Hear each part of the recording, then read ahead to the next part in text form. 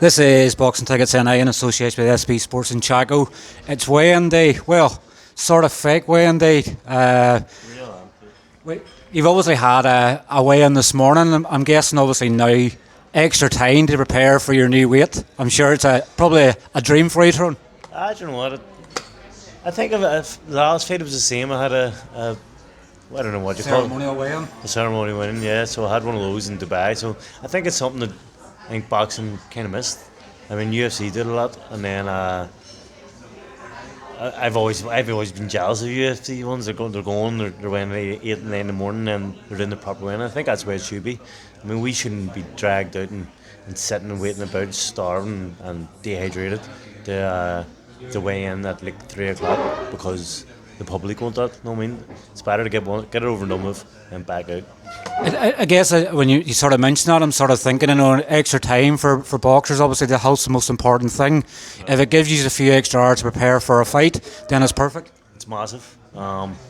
Usually we have about 36 hours to the thing now. We've got more or less 2 full days to properly rehydrate, and this way there will be less casualties in boxing. I mean, that's the main factor of people dying, people doing brain injuries and stuff, is not being fully hydrated going in, and that's where the big injuries happen.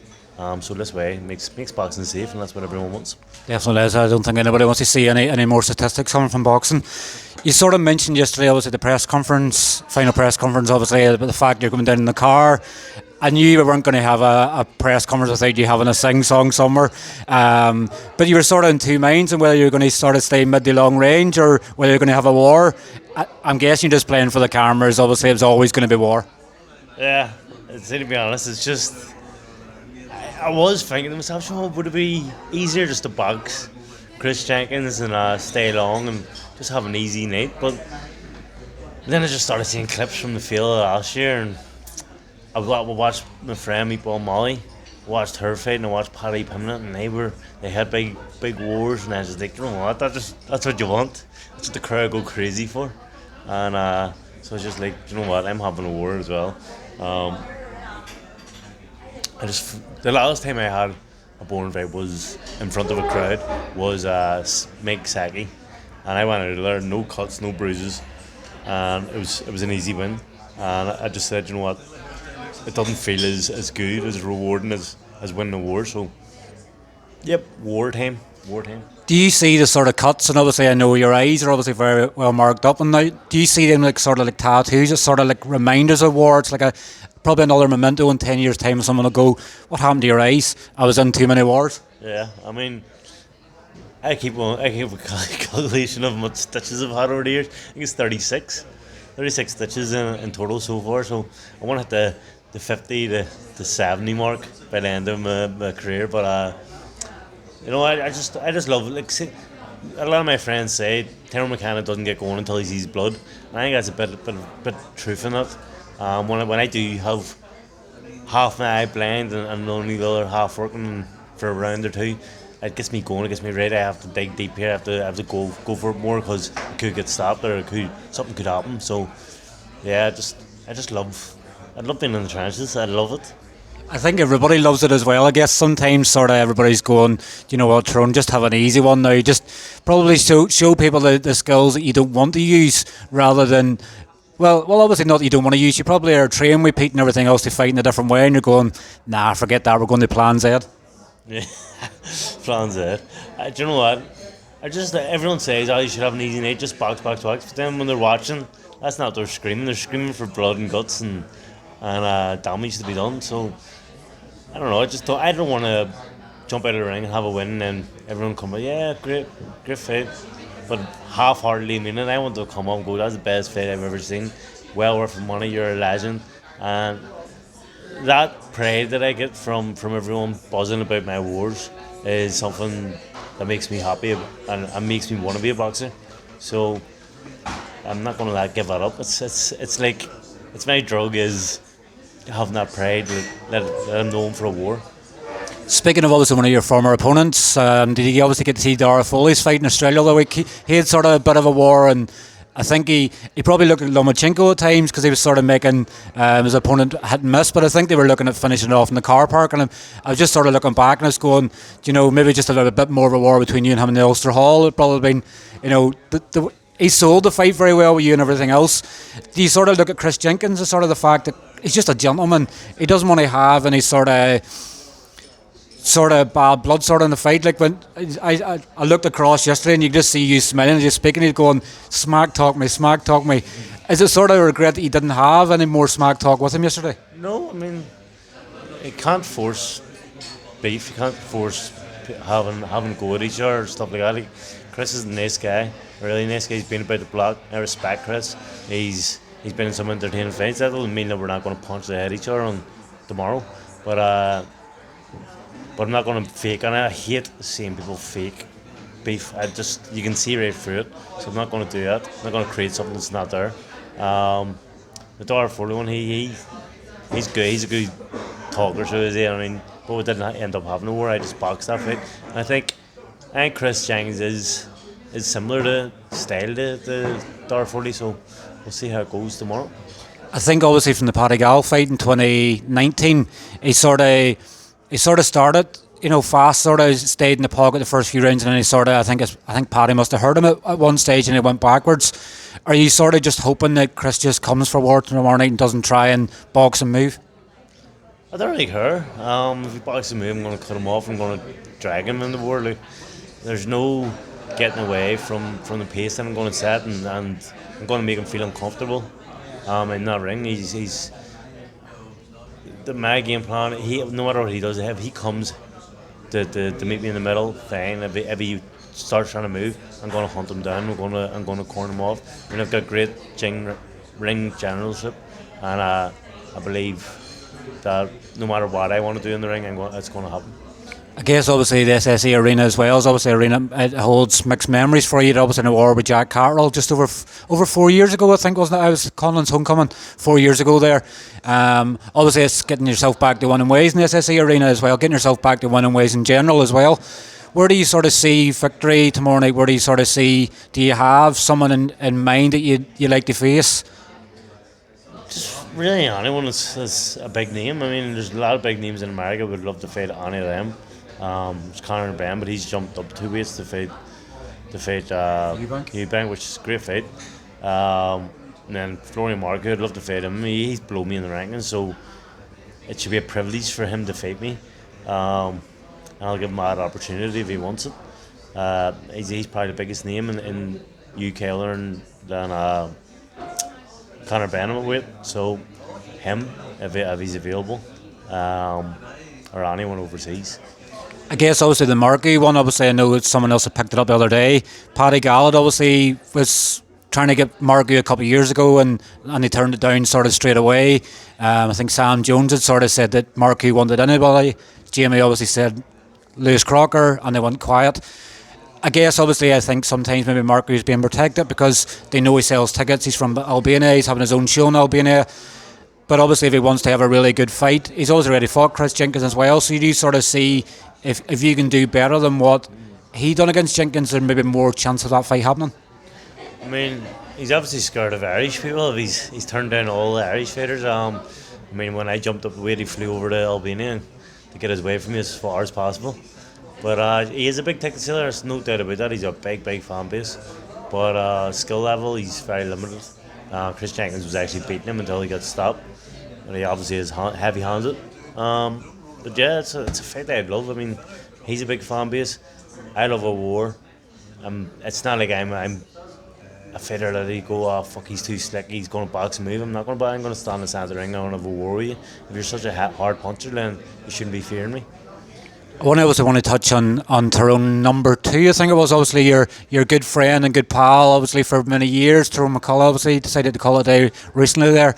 Is that a sort of void you're missing obviously in fight week now? Because let's face it, you stole the show so many times in the golden contract with the suits and everything else.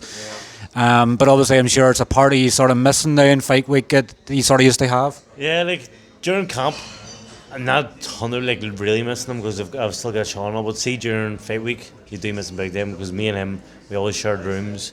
We always done everything together. Fight week, we always trained together. Fight week, we always lost our weight together. Afterwards, we always went out and had our meals, walked about town. It was always good to have him for company in fight week. And then obviously all the antics we used to do in fight week was always great. I'm now having to do him solo, singing every fucking press conference and whatnot. But yeah, he's retired. Unfortunately, the antics have stopped now. Unfortunately, I guess you can obviously still have antics when he's going on a night out. Obviously, some. me and him are planning that. I don't know when we're going to do it. We're trying to slide book in a day of theirs, some stage this summer. So there'll be plenty of madness going on. You obviously, I believe, have to get a new tattoo as well. Obviously, Paul Ryan, obviously won in the second round last week. Is a particular tattoo you have to get? I'm just getting a full body picture of him, just there on my leg. Paul's a legend. I mean, that guy's rarely been stopped. So I was thinking, you know what? Will this even happen? And it was a big ask to stop him. I think he's been stopped 4 times or something in 50 fights, 60 fights. So I was like, I know Paul hits hard. I know he's a great fighter. So him to go out. See when I seen your man go down, then the second I just thought this is over. I was like, it's going to go over in the next round, but your man gave up. But yeah, tattoo on its way, tattoo pending. I always live up in my bets. This is just going to be a leg full of betting tattoos. Tommy McCarthy, obviously not just a famous boxer from here now, but he's obviously making his way in the comedy scene. I know you were down in Macrofault with him a couple of weeks ago. How good is he at the comedy? He's lethal. I mean, he done yesterday. I think he done the failure, and it was like 900 there, maybe 1,000, and apparently went down a storm. He's a laugh. Tommy's funny off. Out of comedy and then day late. Tommy's funny, and I went up and seen his comedy last week. Fucking brilliant. He's very funny. He's good at telling stories. Like obviously I'm funny, and he's funny. But for me to get up on stage, I'll rush everything. I'll not get the proper joke. I'll tell backwards or something because I'll just be too excited to tell a story. He's calm and he can tell a good story, and I think that works well for him in comedy. He's doing really well and he loves it. I guess obviously sometimes it's getting so popular that he might not, I know he's no intentions of retiring or anything out from boxing, but if you can make another side gig away from boxing and make some money at it, then there's not as much stress and strain and struggle within the sport, because let's face it, you can't box forever nowadays. Yeah, 100%. I mean, I think he's just looking at new avenues as well. I mean, he is getting old, the same as himself, so it is good to have another wee thing to interest you. And obviously he hasn't got a fight date yet, so sometimes when you don't have fight dates, you get bored and there's nothing to look forward to or nothing to do, and then you're starting to eat too much and you're starting to have too much drinks during the week and there's nothing else to do. So to keep yourself busy and keep yourself doing something, I think what he's doing is a great idea. Keeps his life busy while he's out of camp until he gets a fight, and then I'm sure when he gets a fight he'll fully focus on the boxing. Do you sort of now that Tommy's done something, normally Tommy copies you. Obviously you get the WBC belt, he get the WBC belt. He's obviously broke himself into comedy because obviously he knows you sing and everything else. Do you now have to think of something else to take the spotlight back off him? I've already got acting.